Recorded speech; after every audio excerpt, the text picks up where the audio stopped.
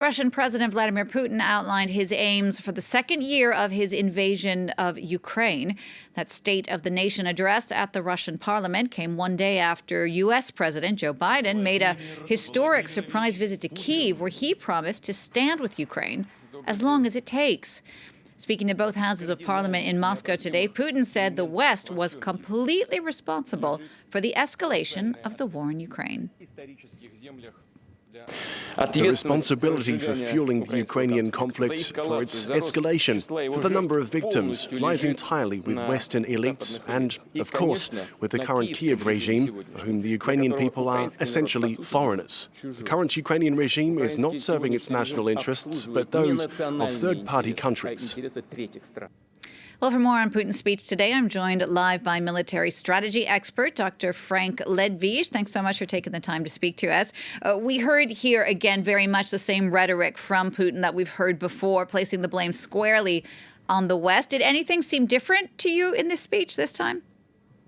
Not really. It was much to be expected. His audience, of course, an audience of party, or rather national government lackeys, military, and I think the Duma as well. So nothing more than we would expect. There was, however, something of a sting in the tail to this, which it does have a lasting importance, actually. Not necessarily shocking, but surprising. And that is that he declared the intention to withdraw from the New START treaty, which began in 2011. And what this does is limit the number of nuclear weapons that are deployable on either side.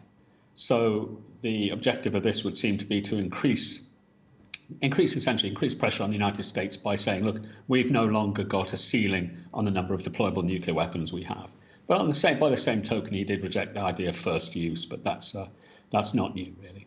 Right. So how might other countries react to Russia pulling out of that New START treaty? Well, I think the United States will, as I said, not be shocked, but they will certainly be I won't even say rattled, but it is a step back in disarmament. You know, this is over a decade old now. It's 13 years old. There was to be a renewal of it till 2026, and it did have that slight assurance of restricting the number of not of warheads, but of deployable, essentially of rockets and missiles, to about, give or take a couple of hundred, 3,000 on either side. So now that limit's been lifted, and the effect of that will be, by the way, that Russia will be able to deploy some of its newer and more capable rockets I'm talking about here, and missile systems such as the Avant-Garde, which Putin's always boasting about, which certainly presents problems for Western defences. So there'll be a certain amount of trepidation, but no great surprise there, I think.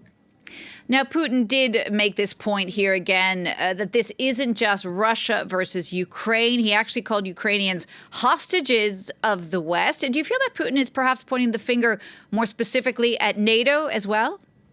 Yes, and of course he's trying to create the story that it's not Russia being defeated or held, at least, by a country a quarter of its size, or just under a third of its size.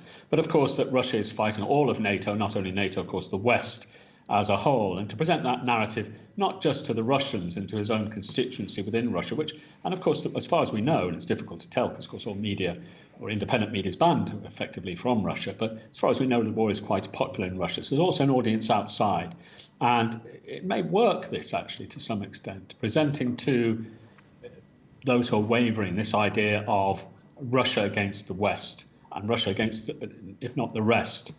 And that may have some effect in certain quarters, I think. But clearly that's the story that's developed over the last year, and the story that Putin wishes to stand on as we go forward.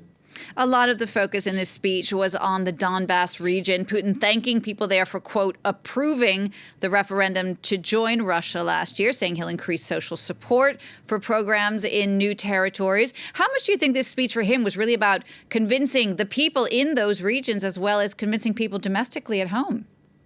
Well, there may be some of that, but it was interesting, wasn't it, that focus on Donetsk, Luhansk particularly, and the two supposedly new provinces that were declared earlier or late last year.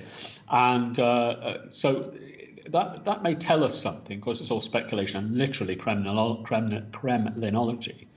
But it tells us that the war is focusing now on Donetsk and Luhansk. And within that, of course, to shore up what public support remains there. And I suspect there is some for the Russian, not only the Russian presence, but the Russian annexation of that area, where support has always been a lot stronger for Russia than elsewhere in the country, with the arguable exception, of course, of Crimea.